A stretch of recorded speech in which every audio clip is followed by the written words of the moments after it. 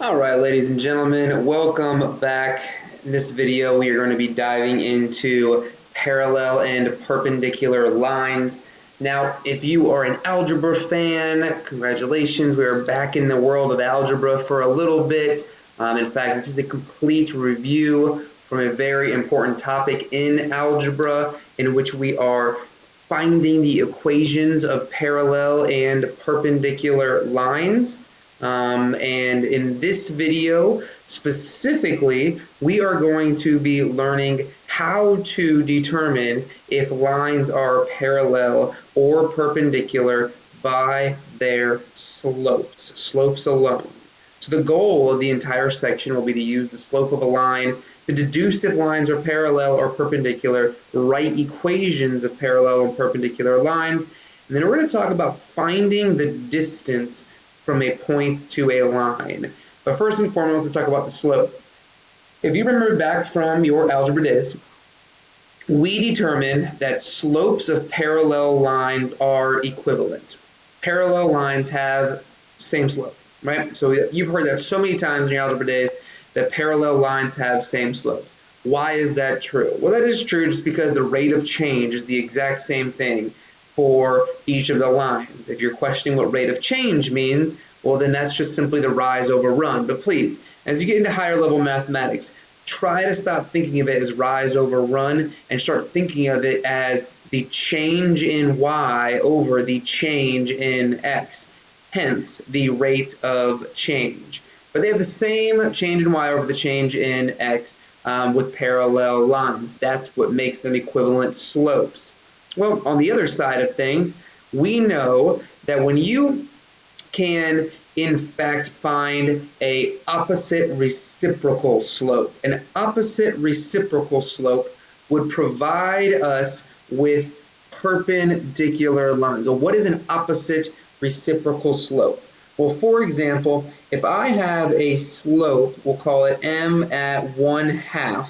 If I have a slope at 1/2, the perpendicular, that's my upside down t, that perpendicular, the perpendicular slope would equal, switch it on over, so take the reciprocal, make it 2 over 1, and negate it. So if my original slope was 1/2, my perpendicular slope would be the opposite reciprocal at -2.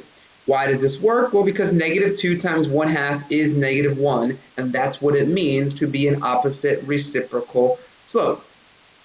So let's look at this example, and this is the goal of this video, is to identify which lines are parallel and which lines are perpendicular by utilizing their slopes.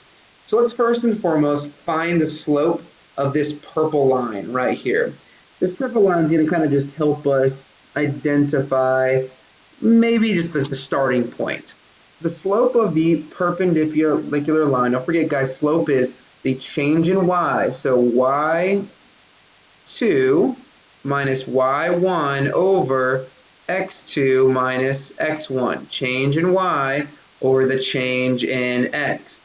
Well, if we look here at my purple line, I have a point at -3, -2, and a point at -2, 0. So I can take 0 minus 2 for my y's and -2 plus 3 for my x's, and I get -2 over a positive 1 for a slope of -2. The question that I have before we continue is, what slope are we looking for in either the blue, the red, or the green lines to in fact be perpendicular to this purple line? Hopefully you identify that it's going to be found at the slope of 1/2. So let's go ahead and see if we can find the slopes of our red line next. So the slope of this red line, once again, y2 minus y1. You see here we have a point at 2, 0 and a point at 0, -1. So I will go ahead and take my y2 at -1 minus 0 over 0 minus 2. And that's going to give us a -1 over a -2. Looky there, there is our positive 1/2. So we can make the claim that the purple line is perpendicular to the red line. All right, let's keep going. What if I find the slope of the blue line now. All right, the slope of our blue line, you see we have the point here at -3, 2, the point at 0, 3. So if I take 2 minus 3 over -3 minus 0, I get a -1 over a -3, which is a positive 1/3. So currently that is not parallel or perpendicular to any of our lines. And then last but not least, what if we find the green line? So M equals, looks like we have a point here at -1, -5, and -1, or in +1, -4. So we have -5 plus 4 over -1 minus 1. So -5 plus 4 is a -1. -1 minus 1 is a -2. So there is another positive 1/2. And so what we can say is that the purple is perpendicular to the red, and purple is perpendicular to the green. Therefore, we also see that red is parallel to green, okay? And so I'm going to kind of put some notations out now. So I'm going to erase here what I got on the screen, and then I'm going to put some notations for what we can conclude.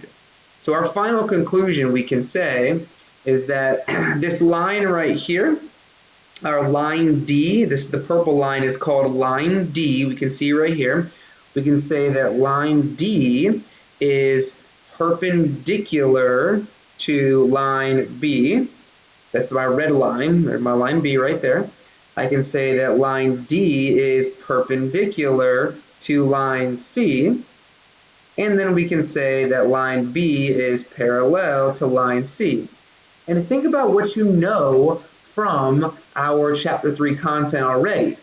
Technically, what these would end up becoming is corresponding angles. These right angles that I'm making right in here, these are corresponding angles. And if those are corresponding angles, we should expect them to be parallel lines.